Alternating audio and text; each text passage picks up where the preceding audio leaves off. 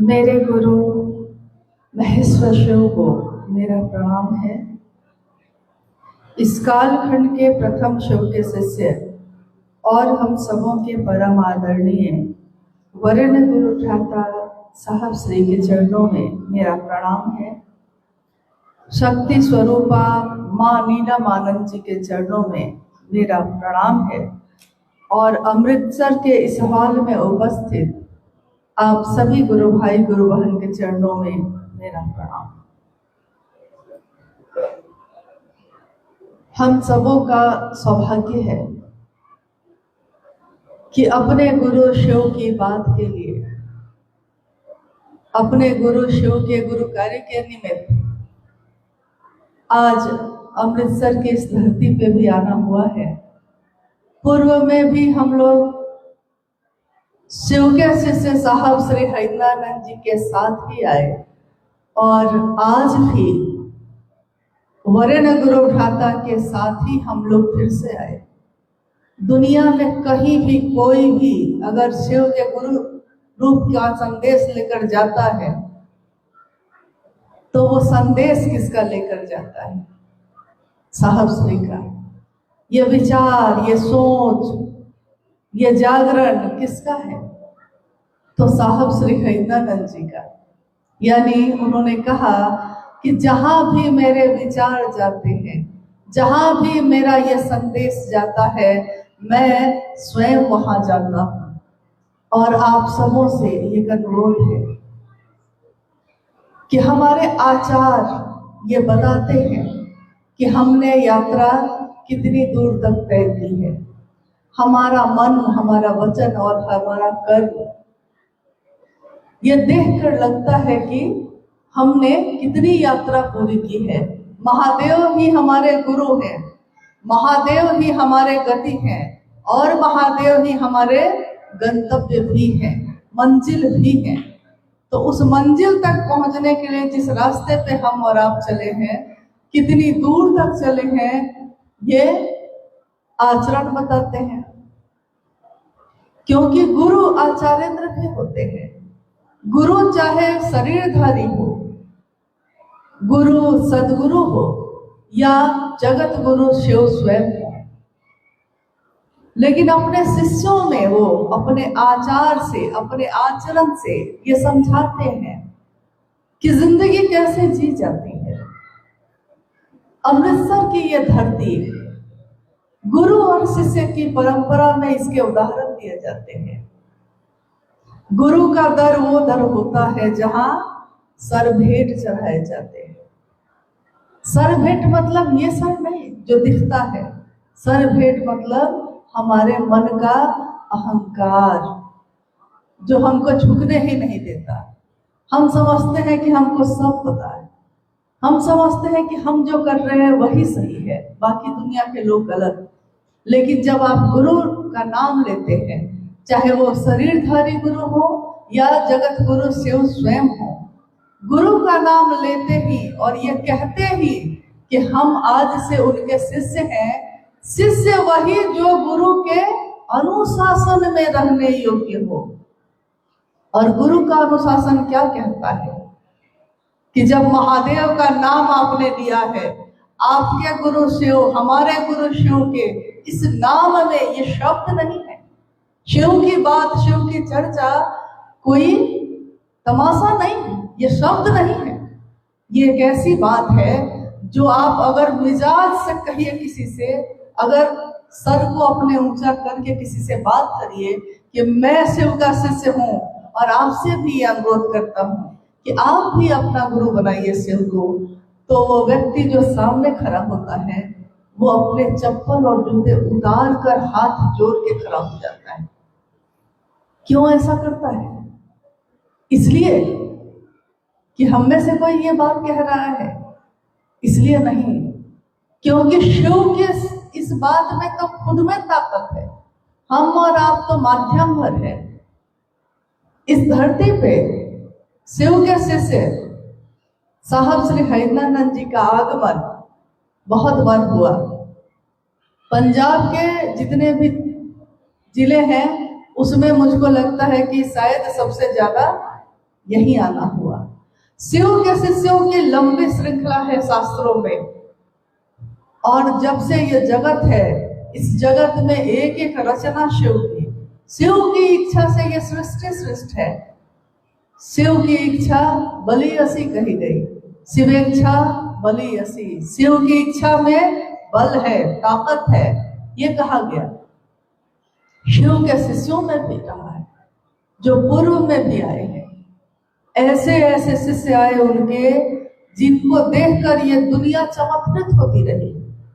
द्वितीय महेश्वर कहा गया उनको, यानी ऐसे लोग आए इस धरती पे जो शिव के शिष्य बने और खुद शिव जैसे दिखे। दुनिया के लोगों ने कहा कि दूसरे महेश्वर है ये। शिव के शिष्यों में बाबा कीनाराम, अगस्त्य, दधीची, मत्स्येंद्रनाथ के बारे में कहा जाता है कि उनके अंदर इतनी सामर्थ्य थी कि वो सूर्य की किरणों से आग पैदा करते थे। सूर्य की किरणों से जो आग तपिश होती थी, उससे वो सोना बना लेते थे। सोना, गोल्ड,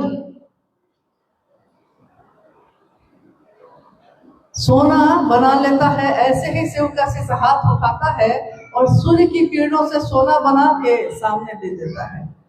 किरणें एक जगह आती हैं, सोना बनकर चली जाती है। यानी शिव के शिष्यों को इससे कोई मतलब नहीं है कि इस जगत में जो चीजें हैं वो उनके ऊपर भारी नहीं होती, उनके ऊपर महादेव भारी होता है। यही संदेश साहब श्री ने भी दिया सबको। लेकिन एक चीज में अंतर है, बाकी शिव के शिष्यों में और इस युग में जो शिव के शिष्य आए उनमें थोड़ा सा अंतर है। बाकी सब ने शिव से पाया और खुद पूजित हुए, लेकिन शिव के शिष्य श्री हरिंद्रानंद जी, उन्होंने शिव से पाया और दुनिया में लुटाया। मुझसे रत्न जो होते हैं, मुझसे लोग जो होते हैं, कंचन का भार न ढोते हैं, आते हैं रत्न लुटाने को। यानी उनके जैसे जो जीवात्मा, जो दिव्यात्मा शरीर में आती है, वो आती है लेकिन खुद के लिए नहीं। वो आती है तो रत्न लुटाने के लिए आती है, लुटाती है और चले जाती है। शिव का संदेश जनमानस में, जन जन में पहुंचाकर साहब श्री हरिंद्रानंद जी के उद्देश्य की पूर्ति हुई। उन्होंने कहा कि मैं मात्र इसी काम के निमित्त आया शरीर में, और अब शिव की शिष्यता व्यापक हो रही है। लेकिन एक बार उन्होंने ये भी कहा, लोगों की भीड़ बढ़ रही है, संख्या बढ़ रही है, लेकिन शिव का शिष्य होने की योग्यता नहीं आ रही, क्योंकि जो मैं कहता हूं वो नहीं करते। मुझ पे भी विश्वास नहीं है तो कोई बात नहीं, लेकिन जो बात मैं कहता हूं उस बात पे विश्वास रखना, ये साहब ने कहा। उन्होंने किसी बंधन में, किसी नियम में, किसी वर्जना में हम सबों को नहीं बांधा। उन्होंने कहा जगत का एक एक व्यक्ति, चाहे वो अमीर हो या गरीब, चाहे वो किसी भी जाति, किसी भी धर्म का हो, क्योंकि अध्यात्म का नाम जैसे ही हम लेते हैं वैसे ही ये पात्रता बनती है कि अध्यात्म का अर्थ ही होता है कोई जाति का मतलब नहीं, कोई धर्म का मतलब नहीं, इन सब से परे है शिव की शिष्यता। अभी आपने सुना अकाल, अकाल शिव का ही एक नाम, काल से जो परे है। अघोर शिव का नाम, अघोरा उनकी प्रथम जो शक्ति है, माँ काली उनका नाम। यानी शिव और उनकी शक्तियों से ये दुनिया चल रही है, चलती रहेगी। हमारा आपका बहुत बड़ा सौभाग्य है, परम सौभाग्य है कि हम सब ने अपनी आंखों से इस धरती पे शिव के शिष्य को चलते देखा, उनको बोलते देखा, शिव की बात इन कानों से सुनी, उनके मुख से सुनी। ऐसा सौभाग्य जन्म जन्मांतर तक शायद बहुत लोगों को मिलेगा भी नहीं, न मिला और आज भी मिलेगा तो अब उनके विचार ही मिलेंगे। ताकत है उस विचार में, बात तो उसमें है, लेकिन हम आप इस संदेश को कहां तक पहुंचा रहे हैं?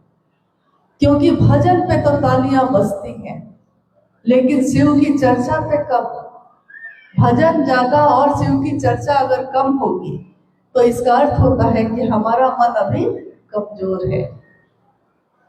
कमजोर मन जो होता है वो गंभीर बातों को ज्यादा देर तक बर्दाश्त नहीं कर पाता, उसको आराम चाहिए, क्योंकि वो काम नहीं करना चाहता, वो आराम चाहता है, और आराम तो भजन में है।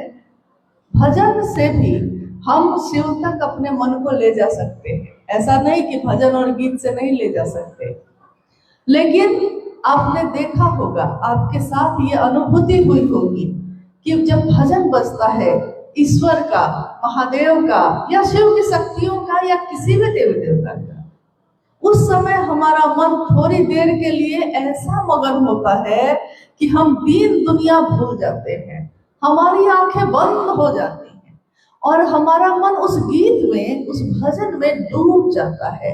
यहाँ तक कि कुछ क्षण के लिए, कुछ पल के लिए हमारा मन उस देवी या उस देवता का सानिध्य प्राप्त करता है। आपके साथ भी हुआ होगा ऐसा, आपको भी लगा होगा कुछ क्षण के लिए कि सब कुछ भूल गए, आनंद है यहाँ, कितना अच्छा है। लेकिन जैसे ही भजन बंद और हमारा मन जो अभी उच्च स्तर पे जा ही रहा था, वैसे ही उतनी ही तेजी से तुरंत जगत के आकर्षण में चला आता है। नतीजा होता है कि आपके भाव एक ऊंचे स्तर पे जाते तो हैं, लेकिन क्षणिक है, इसमें अस्थायित्व नहीं है, इसमें परमानेंसी नहीं है। अब उन्हीं की बात हम करते हैं। शिव चर्चा क्या है? शिव चर्चा शिव की बात है, शिव की बात करते हैं हम। हमारा स्वभाव है बात करने का। अभी भी थोड़ी देर पहले अनुभव बार बार कह रहे थे कि बात कर रहे हैं, आप बात कर रहे हैं, तो बात क्या है कि बात करने का तो स्वभाव है ना हमारा। मुख बंद होता ही नहीं है, मुंह बंद होगा तो ना मन सुनेगा और मन बोलेगा, तो हमारा अभ्यास होता है बोलने का। सहस्त्र ने कहा कि इस जगत में जो गृहस्थ आश्रम में हम लोग रहते हैं, हमारे परिवार हैं, हमारे बच्चे हैं, व्यापार है, नौकरी है, जीवन के झंझावात हैं, उतार हैं, चढ़ाव है, सुख है, दुख है, और इस सुख दुख और जीवन के उतार चढ़ाव को नहीं छोड़ सकता हर इंसान। हर इंसान अपने गृहस्थ आश्रम को छोड़कर हिमालय पे जाकर तपस्या नहीं कर सकता। एक दिन अभी आपने सुना भाई सोमेंद्र जी साहब और दीदी के जीवन के बारे में कुछ बातें बता रहे थे। जब साहब हरिंद्रानंद जी 12-13 वर्ष के थे और 12 वर्ष की आयु के बाद उन्होंने शमशान साधना में जाना शुरू कर दिया। कुछ घटनाएं उनके जीवन में हुई, उन घटनाओं ने उनके मन को चमत्कारों के तरफ मोड़ा। चमत्कारों को सीखने के लिए उन्होंने गुरु, जो शरीरधारी गुरु हैं, उनका सहारा लिया। अनेक लोगों को गुरु माना। कभी किसी ने कुंडली साधना सिखाई, कभी किसी ने शमशान साधना, कभी किसी ने शमशान साधना, किसी ने मंत्रों का जप। यानी कोई गुरु जो शरीर में होते हैं वो अपने शिष्य को साधना से या अपने स्पर्श से, अपनी वाणी से अपने पास बैठाकर, कर्म कांड सिखाकर किसी भी साधन के द्वारा ईश्वर की तरफ मोड़ते हैं। तो ऐसे गुरु तो उनको मिलते रहे, लेकिन इस चक्र में ऐसा हुआ कि वो शमशान तो जाने लगे। आपने सुना कि उनके पिता उस समय बिहार राज्य के एजुकेशन डायरेक्टर थे। उस समय झारखंड राज्य अलग नहीं हुआ था, बिहार और झारखंड एक ही राज्य था। तो उस राज्य के शिक्षा विभाग के बड़े पदाधिकारी उनके पिता डॉक्टर विश्वनाथ प्रसाद सिंह साहब, जिसका जन्म जिस घर में हुआ उसमें शिक्षा का बोलबाला था। मतलब घर में कोई एक शिक्षक भी अगर होता है तो वो चाहता है कि मेरा बेटा पढ़ने में फर्स्ट डिवीजन लाए, और वो तो शिक्षा विभाग के पदाधिकारी ही थे, तो वो चाहते थे कि मेरा बड़ा पुत्र पढ़ लिख कर अध्यात्म की तरफ नहीं जाए, पढ़ लिख कर कोई बड़ा पदाधिकारी बने। नियति को तो कुछ और ही मंजूर था, तो उनका मन उस तरफ मुड़ गया। आस पड़ोस के लोग साहब हरिंद्रानंद जी की माँ के पास आकर कहते कि आपका बेटा बिगड़ गया है, शमशान जाने लगा है, अघोरी हो गया है, यानी कि बर्बाद हो गया है, किसी काम का नहीं। इस जगत का तो खैर ये नियम ही है, कोई ज्यादा ईश्वर की बात करे तो दुनिया उसको कहती है कि बर्बाद ही हो गया, लेकिन कोई जगत की बात करे तो हमको लगता है कि नहीं, ये बहुत अच्छा आदमी है, ये सही आदमी है, इसका दिमाग ठीक है। तो उस समय भी ऐसा ही कुछ वाकया हुआ। उनकी माँ ने अपने 12 साल के पुत्र हरिंद्रानंद जी को ये कहा कि बरकू, बड़े थे वो तो बरकू कहती थी, बरकू लोग कहते हैं कि आपका बेटा अघोरी हो गया, लोग कहते हैं कि आपका बेटा बर्बाद हो गया। मुझको तकलीफ होती है, माँ को तो तकलीफ होगी, मुझको दुख होता है, आप पढ़िए ना, आपके पिता चाहते हैं कि आप पढ़िए और बड़े पदाधिकारी बनिए। देखिए यहाँ पे उस 12 वर्ष के बालक ने जो कहा अपनी माँ को, हम कहते हैं कि 1974 में उन्होंने शिव को गुरु माना, तब शिव जी की शिष्यता शुरू हुई, लेकिन जब वो 12 वर्ष के थे उस समय उन्होंने अपनी माँ राधा देवी को जो कहा, इसका जिक्र उन्होंने अपनी पुस्तक में भी किया है जो उनके द्वारा लिखी गई है। वो कहते हैं कि मेरी माँ ने मुझसे ऐसा कहा और मैंने कहा कि माँ, मेरे शिक्षक, मेरे स्कूल के लोग मुझको पढ़ाते हैं तो कहते हैं कि इंसान भगवान के पास से आता है और भगवान के पास फिर वापस चला जाता है। जब किसी बच्चे का जन्म होता है तो हम कहते हैं कि भगवान के पास से आया है, हंसता है तो हम कहते हैं कि भगवान से बात करके हंस रहा है, यानी भगवान के पास से आया है। जब उसकी मौत हो जाए, जब जीवन जी ले और मौत आ जाए तो कहते हैं कि फिर से भगवान के पास चला गया। साहब हरिंद्रानंद जी ने अपनी माँ से कहा कि जब इंसान भगवान के पास से आता है और भगवान के पास चला जाता है, मैं चाहता हूं कि वो भगवान इंसान के पास क्यों नहीं आता, वो भगवान इंसान के पास क्यों नहीं आता, ये सिलसिला सिर्फ इंसान के लिए क्यों है। मैं लाऊंगा माँ, मैं लाऊंगा भगवान को इंसान के पास। और उन्होंने शुरुआती दिनों में जब उनके कानून की पढ़ाई उन्होंने खत्म की, और उसी समय का क्रम है जब आरा के गांगी शमशान में अर्धरात्रि के समय उनके मन में ये विचार आया कि जब गुरु भगवान होते हैं, भगवान तुम गुरु क्यों नहीं, तुम सीधे गुरु क्यों नहीं होते हो, हमेशा किसी का सहारा क्यों लेना पड़ता है। भगवान मतलब उनके लिए शिव, भगवान मतलब महादेव, तो उन्होंने महादेव को अपना गुरु बना दिया। और उसके बाद बिहार प्रशासनिक सेवा में परीक्षा दी, पहली परीक्षा में ही वो पास हो गए। मजिस्ट्रेट के रूप में उनकी पोस्टिंग हुई, बीडीओ के रूप में हुई, डिप्टी कलेक्टर के रूप में हुई, और उनका जीवन का एक कारवां, एक पहलू ऐसा चला, और उसके साथ साथ अभिन्न रूप से शिव शिष्य हरिंद्रानंद जी का भी जीवन चला। एक तरफ उन्होंने दिखाया कि आध्यात्म की धरती पे चलते हुए भी गृहस्थ आश्रम को संतुलित रखा जा सकता है, और एक तरफ उन्होंने दिखाया कि गृहस्थ आश्रम में रहकर भी आध्यात्म की ऊंचाइयों पे पहुंचा जा सकता है। मनुष्य अपनी लौकिक कामनाओं की पूर्ति के लिए, चाहे वो लौकिक हो या पारलौकिक, कामना, चाहत, इच्छा, मेरे मन में किसी चीज की इच्छा है, शायद पैसों की हो, शायद एक अच्छा घर हो इसकी हो, शायद संतान की हो, या शायद मैं सुख से रहूं इसकी हो, या मुझको भोग और मोक्ष दोनों मिले इसकी हो, ईश्वर मुझको मिल जाए इसकी हो। कामना किसी भी चीज की हो सकती है, लौकिक या पारलौकिक, कोई भी कामना लेकर शिष्य अपने गुरु के पास जाता है और गुरु अपने शिष्य के उद्देश्य का, यानी आप उद्देश्य लेकर आए हैं क्या, कि मुझको वैभव चाहिए। मान लीजिए गुरु अपने शिष्य के इस उद्देश्य का परिमार्जन करते हैं। परिमार्जन मतलब उद्देश्य यही है, लेकिन धीरे धीरे उसकी समझ में आने लगता है कि इससे मेरी जिंदगी नहीं चलेगी, और परिमार्जन ही नहीं करते हैं, शिवत्व के शिखर पर आरूढ़ करते हैं। शिवत्व का शिखर यानी शिव का जो तत्व है, शिव का जो भाव है, हमारा मन जो क्षण भर के लिए जाता है, गुरु अपने शिष्य का परिमार्जन करके अस्थाई करते हैं उस भाव को।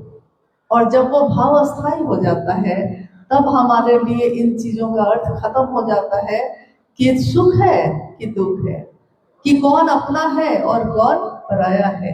वसुधैव कुटुंबकम, सारी दुनिया मेरा घर है और सब मेरे अपने हैं। यहाँ कौन पराया है? मेरे घर में कोई हो, अगर उसको कोई बुरी लत लग जाए तो हमारा मन व्याकुल होकर उसके लिए बेचैन होता है, लेकिन सुधार के लिए होता है। हम उसको नहीं छोड़ते। हम ये नहीं सोचकर छोड़ देते कि ये तो शराब पीने लगा, ये तो खराब रास्ते में चला गया, तो हम इसको काट कर अपने से अलग कर दे। हम जिसको अपना समझते हैं, हम चाहते हैं उसका परिमार्जन हो, वो सुधार में आए। हम उसको छोड़ने का सोचते भी नहीं, कभी नहीं छोड़ते। तो जिस शिव के कारण हमारा जीवन शिवमय हो रहा है और जिस शिव का शिष्य बनकर हमारे मन वचन कर्म कुछ बदल रहे हैं, तो हम अपने शिव को कैसे छोड़े? क्योंकि उनके कारण तो सब कुछ मिल सकता है और कोई तो कुछ दे भी नहीं सकता। अभी देखिए शिव की शक्तियों का पूजा का काल चल रहा है, नवरात्रि की पूजा चल रही है, और उस क्रम में हम लोग यहाँ आए तो शुरुआत में लगा हम लोगों को कि लोग अपने घरों में तो पूजा में व्यस्त होंगे, शायद कम ही लोग आ पाएंगे। लेकिन बहुत साल पहले, बहुत साल हो गए, लगता है 15-16 साल से ज्यादा हो गए, बेगूसराय में एक जगह है सदानंदपुर, उसमें साहब श्री ने 2 दिनों की संगोष्ठी रखी थी, अष्टमी और नवमी को।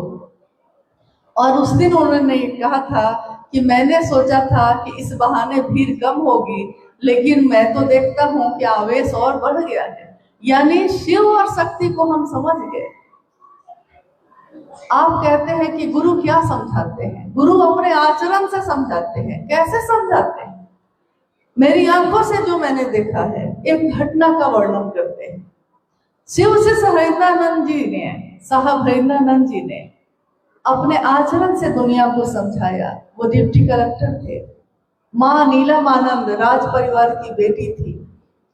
वैभव और विलासिता तो बचपन से ही उनको उपलब्ध थी, लेकिन एक समय ऐसा आया कि दोनों उससे दूर हो गए।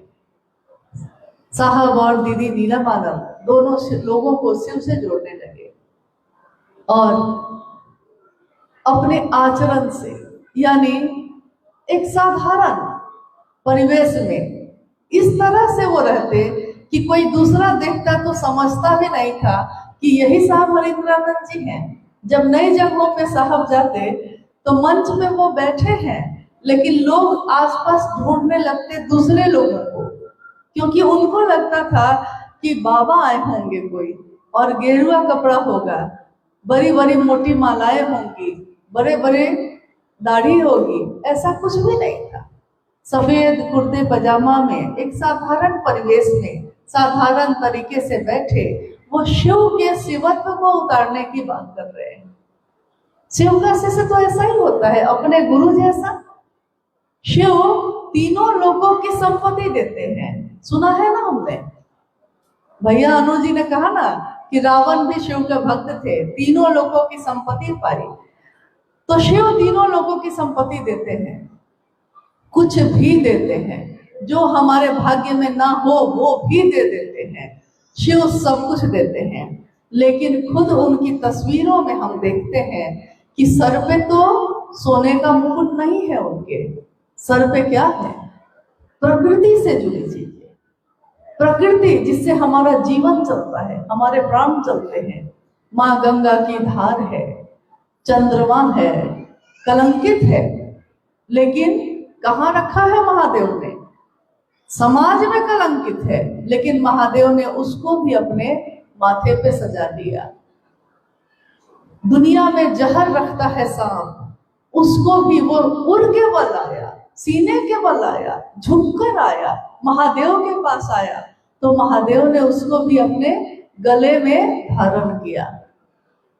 माँ गंगा के बारे में हम सुनते हैं, कहानी सुनी है हमने, हमारे पूर्वजों ने जो कहा है हम वही तो जानते हैं। सुना है हमने कि राजा भगीरथ ने तपस्या की माँ गंगा के लिए कि वो धरती पे आएंगी तो उनके पूर्वजों का उद्धार होगा। शायद आपने भी सुना हो ये। और माँ गंगा ने कहा, तपस्या से प्रसन्न होकर कहा, भगीरथ मैं आने को तो तैयार हूं, लेकिन मेरे प्रवाह में, मेरे इस जो पानी की धार है, इस धार में इतना तेज है, इतना तेज है कि ये धरती तो एक प्रहार से ही बह जाएगी, फिर मैं उतरूंगी कहां? अहंकार थोड़ा सा आया कि मेरे अंदर इतना प्रवाह है। अब तो राजा भगीरथ बड़ा परेशान हुए। उन्होंने फिर जाकर जब कहीं शरण ना मिली तो कहां गए? तो महादेव की तपस्या में बैठे हुए महादेव प्रकट हुए। महादेव ने कहा, क्या बात है? उन्होंने कहा, मेरे पूर्वजों का उद्धार नहीं हो रहा क्योंकि माँ गंगा का उतरना जरूरी है। लेकिन उन्होंने ऐसा ऐसा कहा। शिव ने कहा, अपनी जटाओं को खोला और कहा, बोलो इसमें उतर जाए। ये कहानी है, लेकिन यह कहानी ये बताती है कि आपके अंदर कुछ भी हो, कितना भी बड़ा आप बन जाइएगा, शिव के लिए कुछ नहीं। शिव की जटाओं में जो गंगा उतरी तो उतरती ही चली गई, समाती ही चली गई। ये कथा हम सुनते हैं, लेकिन ये कथा हमको बताती है कि यहाँ अहंकार जैसा कुछ भी नहीं है। अहंकार तो गुरु का भोजन होता है। अहंकार मिटा सको, सर को झुका सको, तब गुरु के पास आना। और अगर ना आ सको, अविश्वास है, अश्रद्धा है, तब भी गुरु के पास अगर आ गए हैं तो गुरु सिखा देते हैं। गुरु ही उपाय है, गुरु सिखा देते हैं। तो मैं बात कर रही थी आपसे इस बारे में कि आचार से सिखाते हैं गुरु।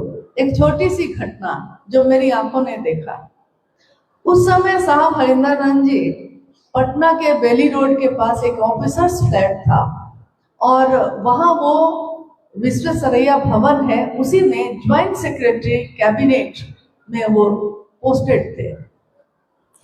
दिन में तो ऑफिस जाते और शाम में जब आते घर तो सिर्फ शिव के शिष्यों की संख्या में लोग वहां रहते और शाम में छत पे, जो बड़ी सी छत थी, उसी पे दरी बिछाई जाती और उस दरी पे बैठ के शिव की बात होती 1 घंटे 2 घंटे, फिर अपना सब कुछ प्रस्थान करते। रात्रि में जो आरती घर में होती थी तो सारे शिव से आरती लेते और अपने घर को लौट जाते। नौ दुर्गा की पूजा का समय चल रहा था। साहब श्री ने कहा, जब रात्रि के 8 बजने वाले थे तो उन्होंने कहा कि क्या आप में से किसी ने कलश की स्थापना तो नहीं की है? की है? तो 2 व्यक्ति जो ऐसे थे उन्होंने कहा कि हाँ की है, मेरे घर में माँ दुर्गा की पूजा हो रही है तो घर में कलश की स्थापना हुई है। साहब ने कहा कि तब तो आपको जाना चाहिए। तो उन्होंने कहा कि नहीं, एक आदमी को बैठा के आए हैं, वो कर देगा। आपने इस घटना को सुना? उस गुरु भाई ने कहा कि मैं एक आदमी को बैठा के आया हूं जो माँ दुर्गा और कलश जो रखा हुआ है पूजा कर लेगा। साहब ने कोई जवाब नहीं दिया। लोग जैसे बैठे थे बैठे रहे। जब आरती हुई तो आप में से जितने लोग भी मिले होंगे उन्होंने देखा होगा कि आप जो हाथ जोड़ के प्रणाम करते हैं तो साहब खुद ही हाथ जोड़कर प्रणाम करने लगते थे, पहले ही कर लेते थे वो। आपसे भी पहले उनके हाथ जुड़ जाते थे। लेकिन उस दिन ऐसा हुआ कि उन्होंने अपने बगल में बैठे व्यक्ति से कहा, एक गुरु भाई से कहा कि उठकर मेरी तरफ से सबको प्रणाम कर दो। जैसे मान लो कि मैं आऊं और कहूं कि मेरी तरफ से आप प्रणाम कर दीजिए, हम नहीं करेंगे, आप करिए मेरी तरफ से। तो ये अस्वाभाविक सी एक बात थी।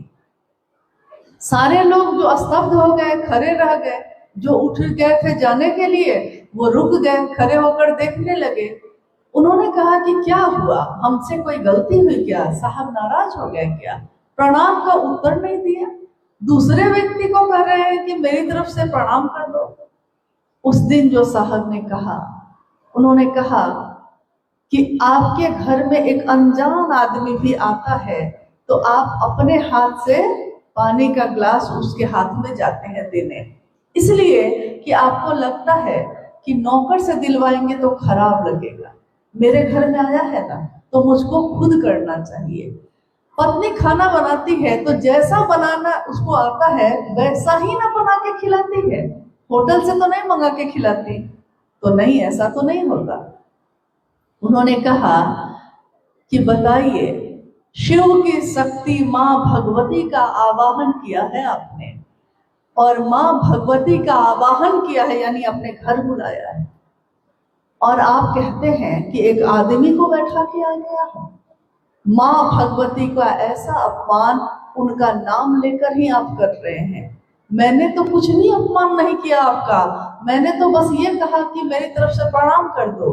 इतने से आप दुखी हो गए, तो उनको कैसा लगता होगा जिनको बुला तो लेते हैं आप, लेकिन खुद जैसा आता है वैसा नहीं करते, दूसरे का सहारा लेते हैं। इसीलिए उन्होंने ये भी बात कही, और उस दिन इस बात को सुनकर कितनी बातें जो मन में थी वो सारे भ्रम दूर हो गए। उस समय ये लगा कि व्यक्ति को जैसा आता है वैसा खुद करना चाहिए उस ईश्वर के लिए, क्योंकि ईश्वर किसी का अपना पराया नहीं होता, ईश्वर तो सबका होता है, महादेव तो सबके हैं।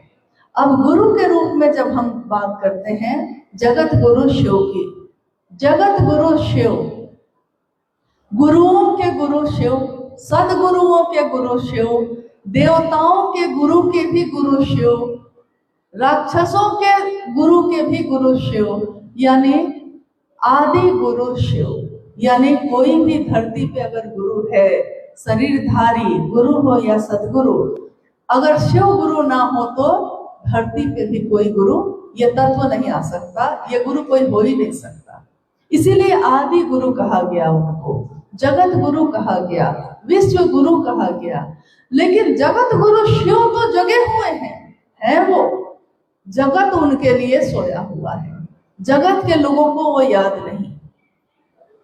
और जब जब हमारी कामनाओं की पूर्ति के लिए हम पुकारते हैं तब तो हम जल चढ़ाते हैं, तब तो हम सोमवार का व्रत करते हैं, तब तो हम मंदिरों में जाते हैं। लेकिन महादेव ऐसे हो गए कि जब हमको समय होगा तो आपके पास आएंगे। महादेव आपकी दुनिया में तो हम रहते हैं, लेकिन हमारी दुनिया में आप नहीं रहते। आप मंदिर में रहिए, बस हमारी दुनिया में मत रहिए। साहब ने बस इतना ही कहा कि ये दुनिया महादेव की है, महादेव की दुनिया में आप रहते हैं, आपकी दुनिया में वो महादेव क्यों नहीं रहता। बड़े बड़े तंत्र मंत्र यंत्र कितनी चीजें हैं जो हमारे आपके जैसे साधारण और सामान्य लोगों के समझ में भी नहीं आती। उन्होंने सीधा साधा रास्ता दिया। उन्होंने कहा कि जैसा है शिव को ये कहना सिर्फ कि आज से अभी से आप मेरे गुरु हैं, ये विचार, ये दिमाग में ये बात आना, यही शिव की शिष्यता की दीक्षा है। शिव की शिष्यता में दीक्षा नाम का शब्द मात्र इतना ही आता है कि ये विचार आपके मन में प्रवेश करना कि शिव मेरे गुरु हैं, यही शिव शिष्यता की दीक्षा है। गुरु की दक्षिणा दी जाती है। गुरु दक्षिणा शब्द बहुत प्रचलन में प्राचीन समय से है। गुरु दक्षिणा यानी गुरु ने आपको कुछ सिखाया है, बदले में शिष्य कृतज्ञ होता है और कृतज्ञ होकर वो अपने गुरु को कुछ देना चाहता है। हम अपने महादेव को क्या दे सकते हैं, कितनी चीजें देंगे। सब उनके सामने छोटी, सब तो उन्हीं की है। क्या ऐसा है जो उनका नहीं? जल चढ़ाइए उन्हीं का, फूल चढ़ाइए उन्हीं के, फल चढ़ाइए उन्हीं के, कुछ भी चढ़ा लीजिए, सोने से मढ़वा लीजिए, उनके लिए सोने या चांदी का क्या अर्थ है? सोने की लंका बनाकर दे देने में उन्होंने एक पल नहीं लगाया। उनके लिए सोने के लिए क्या महत्व? कुछ भी ऐसा है जो महत्व रखता हो उनके लिए? लेकिन उन्होंने अपने आचरण से सिखाया। न्यूनतम व्यवस्था में रहकर भी सुखी रहा जा सकता है। कोरोना का काल आया था, आपको याद होगा, ज्यादा समय नहीं गुजरा है, कुछ यादें तो ताजी होंगी। उस काल में मौत का भय आया।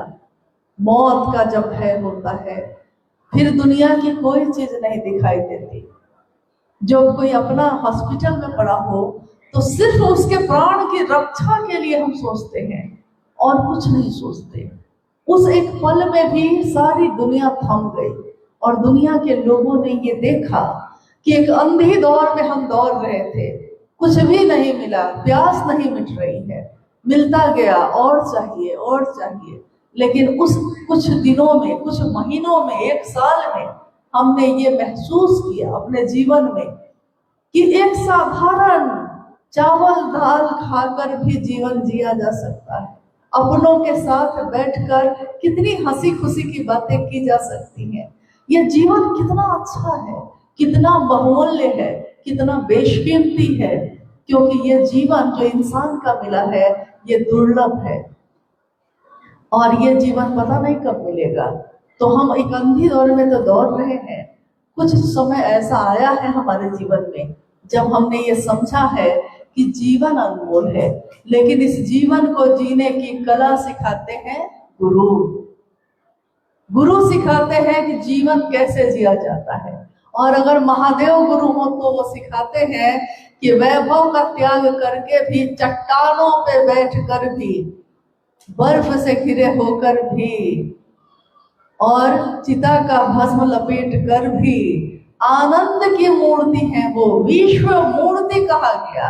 नमस्ते नमस्ते विभो विश्व मूर्ति, आदि शंकराचार्य के मुख से निकले ये श्लोक। यानी उस विश्व मूर्ति को हम नमन करते हैं जो अपने आचरण से सिखाते हैं इंसान को कि तुम्हारा सुख तो तुम्हारे अंदर है। शिव का शिष्य होकर और शिव का भक्त होकर दोनों में क्या अंतर है? शिव का भक्त यानी सामान्यतः लोग सोचते हैं कि शिव की पूजा जो कर रहा है वो शिव का भक्त है। हालांकि भक्त शब्द की व्याख्या बहुत बड़ी है, लेकिन सामान्य तौर पे हम मान लेते हैं कि पूजा करके हम मनोकामना की पूर्ति कर लें। लेकिन क्या उससे हमें शांति मिल जाती है? कोई एक इच्छा अगर पूरी हो जाए तो दूसरी इच्छा नहीं होगी, खत्म हो गई।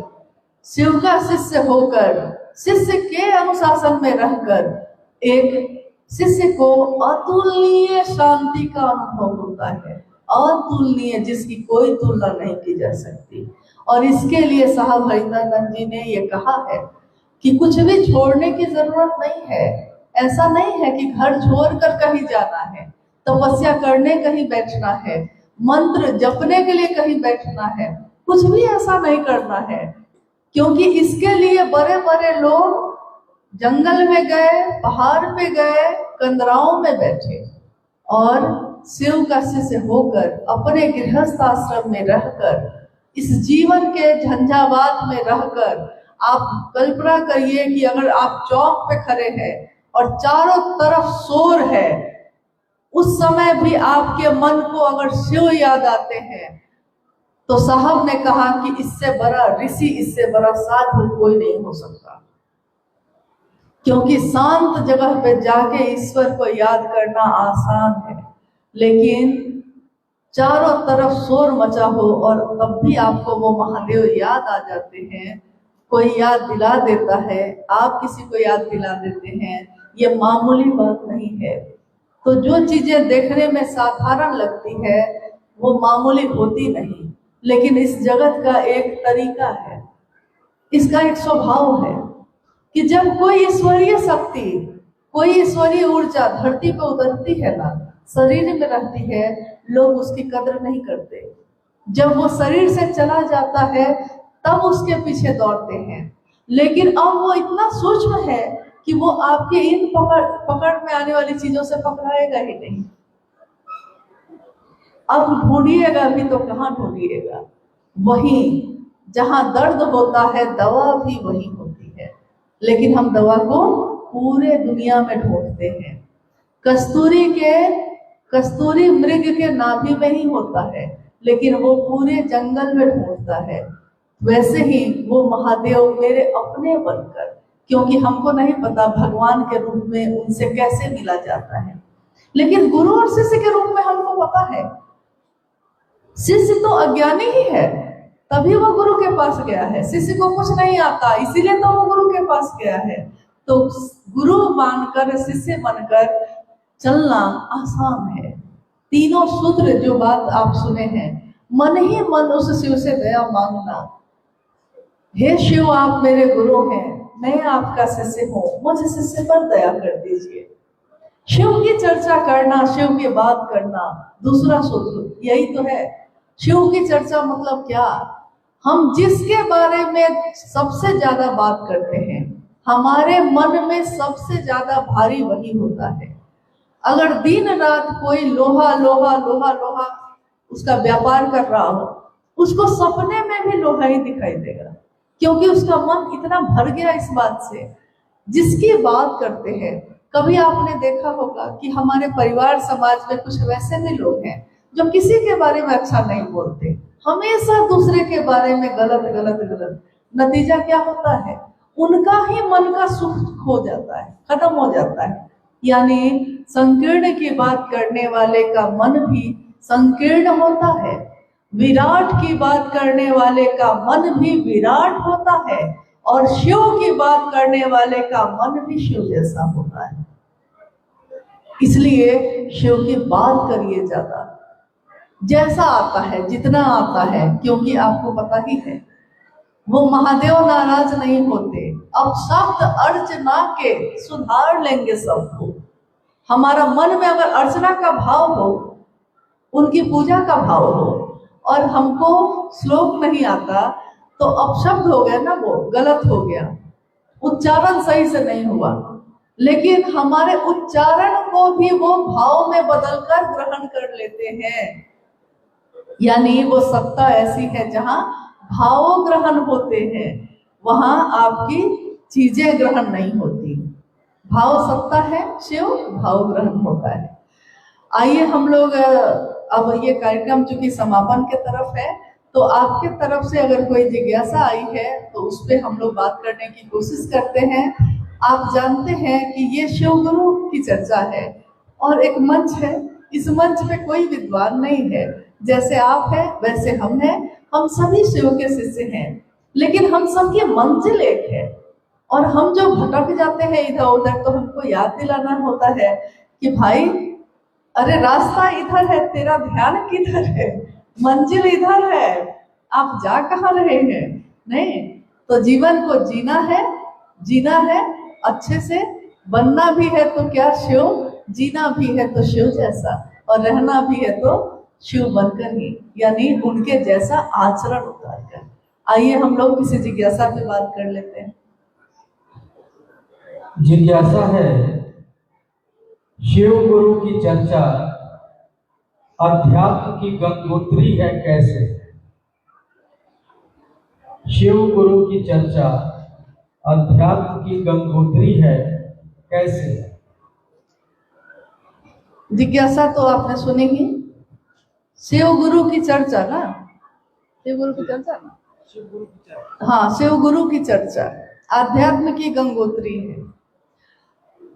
शिव गुरु की चर्चा जैसे ही हम करना शुरू करते हैं, यानी बात करना, महादेव की बात, महादेव महादेव महादेव महादेव, और महादेव महादेव करते करते हमारे मन की संकीर्णता कहाँ खत्म हो जाती है हमको पता ही नहीं चलता। हमको अब याद नहीं कि किसकी क्या जाती है, लेकिन पहले तो याद थी, पहले याद आती थी किसके यहाँ जाना है, किसके यहाँ नहीं जाना है, किसका छुआ पिएंगे, किसका छुआ नहीं पिएंगे। लेकिन महादेव का नाम लेते लेते मन में ये उतर गया कि अरे जो मैं हूं वही तो वो है। अगर मेरे अंदर शिव है तो उसके अंदर क्या है? अगर मेरी रगों में खून बहता है लाल तो उसकी रगों में क्या है? ये समझ आने लगती है। हॉस्पिटल जाइए, डॉक्टर कह दे कि खून चढ़ाने की जरूरत है, उस समय आप पता करते हैं किसका खून है? नहीं, क्योंकि जीवन का प्रश्न है। जीवन का प्रश्न जब आता है तो आदमी की संकीर्णताएं खत्म हो जाती हैं। खून चढ़ाना है तो खून की बोतल खरीद के लाते हैं और चढ़वा देते हैं बिना ये पता किए। ये सारी संकीर्णता तब होती है जब हम छोटे छोटे टुकड़ों में बटे होते हैं। यानी शिव की चर्चा यानी आध्यात्म की गंगोत्री। गंगोत्री कहते हैं जहां से गंगा निकलती है। जब गंगा निकलती है जहां से, वहां का पानी, कभी कभी एक दो बार ऐसा हुआ कि कोई गया था वहां, तो वहां से वो डब्बे में पानी लाकर साहब के पास, वहां रांची में जो उपवन है साहब के पास, उस गुरु भाई ने लाकर दिया, कहा कि गंगोत्री गए थे। पानी को देखा हमने तो शीशे की तरह चमक रहा था वो पानी, मतलब इतना साफ, देखने से ही लग रहा था कि एकदम साफ स्वच्छ है। शिव की चर्चा यानी उसमें कोई गंदगी नहीं। जहां शिव की बात होगी वहां गंदगी हो ही नहीं सकती। और गंगोत्री है अध्यात्म की, यानी अध्यात्म का अर्थ ही होता है जहां पे कोई जाति धर्म की बात नहीं हो रही है, इंसान के ईश्वर से प्रेम की बात हो रही है, इंसान के इंसान से जुड़ाव की बात हो रही है। मूल हम लोगों का जन्म तो एक ही है, दुनिया में आके हम लोग बटे, राज्य में, जिले में और विभिन्न चीजों में। तो मूल रास्ता जो है वो शिव की चर्चा का मूल जो है आध्यात्म ही है, गंगोत्री है वो। यानी वहां से जो गंगा निकलती है, मेरे मुख से आपके मुख से जो निकलती है शिव की चर्चा, वो जगत में जाती है जैसे गंगा जगत में उतरती है। और एक काम और होता है कि जब गंगा निकलती है तो बहुत साफ होती है, लेकिन जैसे जैसे पहाड़ से उतरकर वो धरती पे आती है, वैसे वैसे रास्ते की गंदगियां भी उसमें शामिल होने लगती हैं। ये देखा है आपने? जहां गंगोत्री है वहां बहुत साफ है, निकलती तो बहुत साफ है, मन में कोई दुर्भावना नहीं। लेकिन जगत में जैसे जैसे गंगा उतरी तो रास्ते की गंदगियां भी उसमें शामिल होती गई हैं। अपनी पुस्तक में साहब हरिंद्रानंद जी ने लिखा है कि शिव की चर्चा, शिव की बात पावन जलधारा है। पावन जलधारा है, शिव के का मूल है। ये धरती पे आई है, लोगों के बीच आई है। स्वाभाविक है कि रास्ते की गंदगियां शामिल होंगी उसमें। यानी कोई अपने विचार लेकर उसका दोहन करेगा, कोई शिव चर्चा का नाम लेकर कुछ काम करने लगेगा, कोई शिव चर्चा का बैनर लगा के कुछ करने लगेगा, कुछ ना कुछ गंदगियां शामिल होंगी, जगत है ये। लेकिन पावन पावन ही रहता है। रास्ते की लाख गंदगियां उसमें शामिल हो जाए, पावन अपवित्र नहीं होता, कभी नहीं। लाख गंदगियां शामिल हो गई, लेकिन माँ गंगा पावन है तो पावन है। शिव की शिष्यता की गंगोत्री जो निकली थी साहब और दीदी के हृदय से, आज जगत में है, करोड़ों लोगों के जीवन में उतरी है। रास्ते की गंदगी कुछ तो शामिल होगी, लेकिन पावन पावन ही रहेगा, वो अपवित्र नहीं हो सकता। और इसकी जिम्मेदारी तो महादेव खुद ही लेते हैं। और दूसरा एक करके छोड़ देते हैं, एक और जगह से करके छोड़ देते हैं, गिराने दो, छोड़ देंगे। अब आपका ये कार्यक्रम जो है अंतिम जिज्ञासा के साथ समापन पे जाएगा, लेकिन उससे पहले एक बात हम कहना चाहते हैं। अभी थोड़ी देर पहले भाई अजय जी आए और बाकी गुरु भाई लोग भी आए, सबको ने कहा कि हाँ, अमृतसर में एक शिव गुरु महोत्सव होना चाहिए जो मैदान में खुले में होना चाहिए, जहाँ पे सब कोई आ सके, हर तरह के गुरु भाई गुरु बहन जो नहीं भी हो, जो शिव के से नहीं भी हो, वो भी सुन सके शिव की बात। तो मेरा ये कहना है कि गुरु का महोत्सव तब मनाया जाता है जब कुछ काम कर लिया जाए। कम से कम लोगों तक ये संदेश पहुंचा दीजिए और खुद में भी विचार करिएगा कि साप्ताहिक चर्चा केंद्रों पे शिव की बात कितनी होती है। इसमें मददगार आपकी होगी शिष्यानुभूति, आओ चले शिव की ओर, अनमिलाकर, ये सारी चीजें हमारे साहब की चर्चाओं को सुनिए। क्या कहते हैं वो कहते हैं यहाँ करने जैसा कुछ भी नहीं है, यहाँ अकर या अहंकार जैसा कुछ भी नहीं है, मखमल जैसा मुलायम होने की विधा है ये। बस अपने मन को मुलायम करिए, शांत करिए। जीवन में बहुत शोर है, कम से कम महादेव के नाम पे तो शांत हो जाए हम लोग, नहीं? तो मेरा इतना ही कहना है कि आज की ये संगोष्ठी, इसमें जिज्ञासा तो और भी बहुत सारी है, लेकिन क्योंकि जितनी जरूरत होती है महादेव उतना ही बुलवाते हैं और उतनी ही बात हो पाती है। तो अभी के लिए जरूरत इतनी ही है कि पहले हम मूल चीज को समझ लें कि हमको 3 सूत्र अपने जीवन में उतारना है, धारित करना है। धारित करना मतलब अपने जीवन में उतारना, बोलना नहीं। जैसे एक बच्चा आया अपनी माँ के साथ गांधी जी के पास, उसकी माँ ने कहा कि ये बहुत मीठा खाता है, तो गांधी जी ने कहा कि 15 दिन बाद आना। 15 दिन बाद माँ अपने बेटे को लेकर फिर से आई, तो गांधी जी ने कहा कि बेटा मीठा ज्यादा नहीं खाना चाहिए, खराबी करेगा। अब उसकी माँ बिगड़ गई बच्चे की, उसने कहा बापू ये बात तो आप 15 दिन पहले भी बोल सकते थे। तो उन्होंने कहा कि 15 दिन पहले मैं खुद ही खाता था, तो मैं कैसे कहता, जो मैं नहीं करता वो आपको करने के लिए कैसे कहूँ। साहब हरिंद्रानंद जी ने कहा मैंने शिव के लिए शिव को गुरु बनाया था, अर्थ धर्म मोक्ष और काम के लिए नहीं। मुझको लोग जाने जैसा अभी तक हुआ है प्राचीन समय से, इसके लिए नहीं, मेरे शिव को लोग जाने। शिव की छवि मोहक है, लुभाती है, और जगत को मैं नहीं जानता कि इस जगत की दशा और दिशा शिव के बगैर कैसी होगी, लेकिन ये मैं जानता हूँ कि शिव के साथ ये सृष्टि सबल होगी, सुवासित होगी और शिवमय होगी। तो साहब हरिंद्रानंद जी के इस संकल्प में हम सभी गुरु भाई गुरु बहन अपना संकल्प मिलाते हैं। एक चले थे अकेले वो कारवां बनता गया, और गुरु और शिष्य की परंपरा जो चली है आज भी अनवरत चल रही है। मेरे गुरु शिव हैं, आपके भी हो सकते हैं। ये संदेश जहां तक पहुंचा सकते हैं पहुंचाइए, अपनी बात दूसरों से कहिए, दूसरे की समीक्षा ना करिए। महादेव का काम बाकी है, हम अपने अपने लेके बैठे हैं, अपनी परेशानियों को लेके बैठे हैं। जब उद्देश्य महान हो तो अपनी व्यक्तिगत बातों की आहुति देनी पड़ती है। आपको अच्छा लगता है कि बुरा, इसका कोई अर्थ नहीं। शिव को क्या अच्छा लगता है, क्योंकि जब शिव का कोई होता है तो वो वही करता है जो शिव को अच्छा लगता है। तो आइए इस काम में हम सब सहभागी बने, अपने गुरु शिव की बात कुछ कह सके इस जगत को, बस इतना भर हो जाए।